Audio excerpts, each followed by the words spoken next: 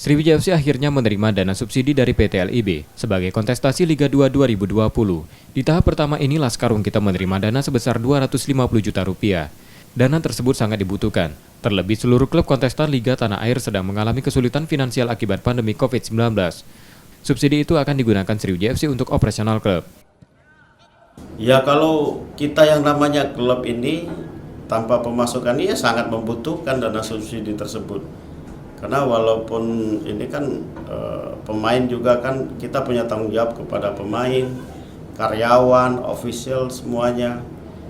Jadi ya sangat dibutuhkan oleh klub.